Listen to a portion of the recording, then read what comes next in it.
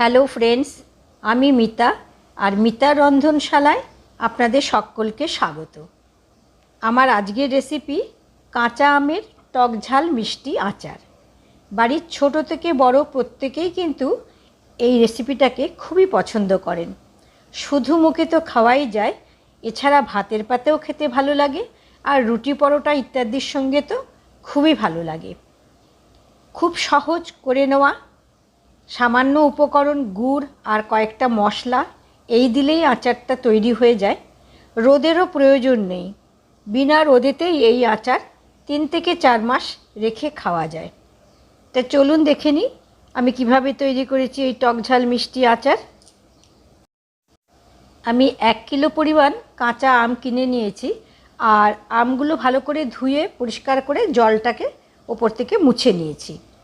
এবারে আমের ডাঁটার বোটার কাছটা আমি একটু কেটে নেব। খোসা আমি ছাড়াবো না এই আমের। আর আমগুলো আঁটি ডরিয়ে গেছে, অতএব আঁটি সমেত কাটা সম্ভব নয়, আঁটি বাদ দিয়েই আমি কাটবো। আর কিছু আমের রং একটু লালচেও হয়েছে। আঁটির দুপাশ থেকে এই শাঁসালো অংশগুলো আমি প্রথমে কেটে নেব।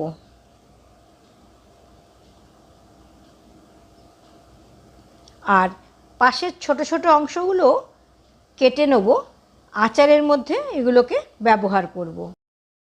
এই যে আটির পাশের বড় অংশটার থেকে 2টো করে পিস করব।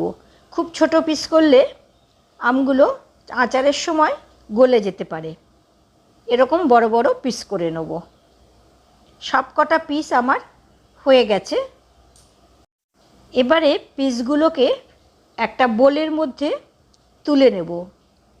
তবে এই টক জাতীয় জিনিস রাখা বা তৈরি করার ক্ষেত্রে কাচের পাত্র ব্যবহার করলে সবথেকে ভালো।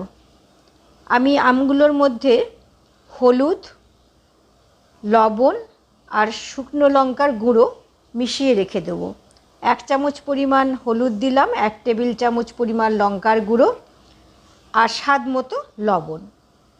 এগুলোকে ভালো করে মিশিয়ে আমি 4 থেকে 6 ঘন্টা রেখে দেব। রাতের দিকে কাটলে ওভারনাইট রেখে দিতে পারেন। রোদে শুকোনো দরকার নেই, আর রোদ সব ক্ষেত্রে পাওয়াও সম্ভব নয়, সেই কারণে রোদের কথা আমি বলছি না। এবারে একটা মশলা আমি তৈরি করে নেব। 3 টেবিল চামচ পরিমাণ মৌরি, 2 টেবিল চামচ জিরে আর হাফ চা চামচ পরিমাণ মেথি দিয়েছি। আর স্বাদ মতো লঙ্কা আমি এখানে 4টে রেড চিলি দিয়েছি। সব কিছুগুলোকে একসঙ্গে নিয়ে 2 মিনিট লো টু মিডিয়াম ফ্লেমেতে ড্রাই রোস্ট করে নেব। একটু মুচমুচে ভাজা হবে। তারপরে এটাকে ঠান্ডা করে গুঁড়ো করে রেখে দেবো। থালায় ঢেলে নিচ্ছি ঠান্ডা করার জন্য। এরপরে গ্যাসে একটা কড়াই চড়িয়ে 2 টেবিল চামচ পরিমাণ সর্ষের তেল দিলাম। এই আচারে কিন্তু সর্ষের তেলটা ব্যবহার করলেই ভালো।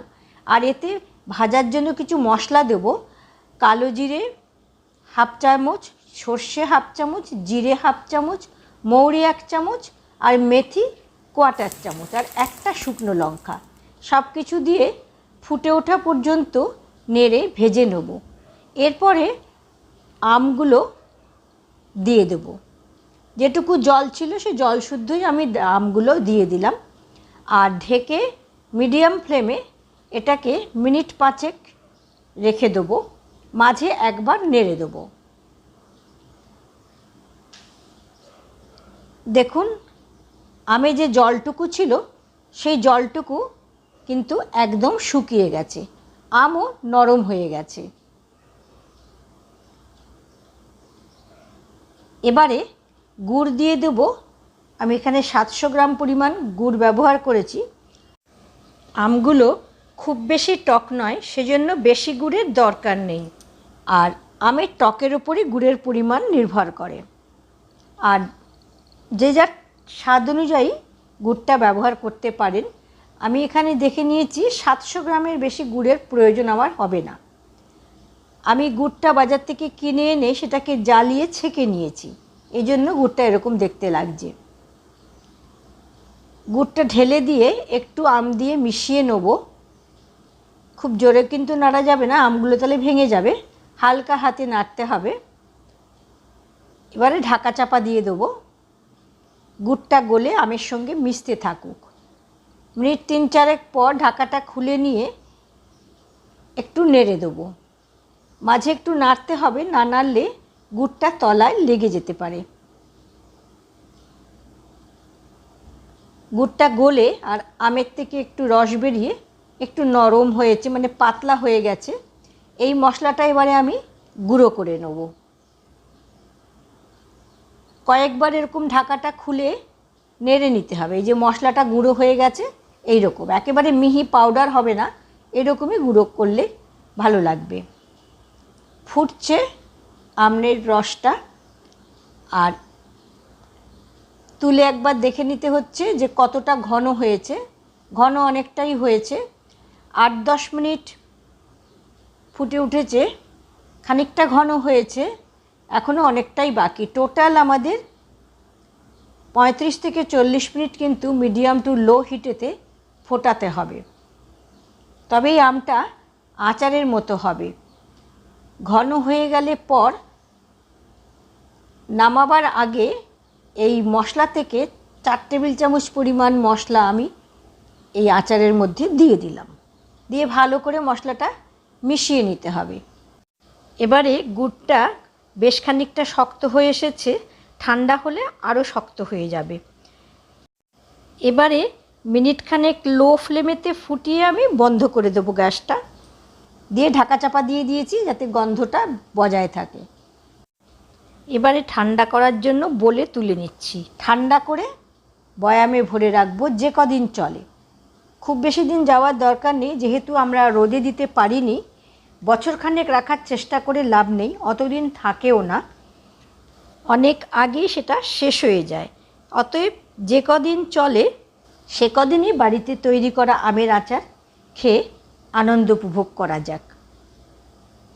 তৈরি হয়ে গেছে আমাদের নিজের হাতে তৈরি করা টক ঝাল মিষ্টি কাঁচা আমের আচার। আমার এই রেসিপিটি আপনাদের যদি ভালো লেগে থাকে বাড়িতে একবার ট্রাই করে দেখবেন, আর কেমন হলো আমাকে কমেন্ট করে অতি অবশ্যই জানাবেন। ভিডিওটা ভালো লাগলে বন্ধুবান্ধব আত্মীয় স্বজনের সঙ্গে শেয়ার করার অনুরোধ রইল। আর চ্যানেলে নতুন বন্ধু হয়ে থাকলে চ্যানেলটাকে সাবস্ক্রাইব করে বেল আইকনটাকে প্রেস করে পরবর্তী ভিডিওর আপডেট পাওয়ার জন্য অল নোটিফিকেশানটিকে অন করে রাখবেন। সবাই ভালো থাকবেন, সুস্থ থাকবেন। দেখা হবে নতুন রেসিপি নিয়ে পরবর্তী ভিডিওতে। ধন্যবাদ।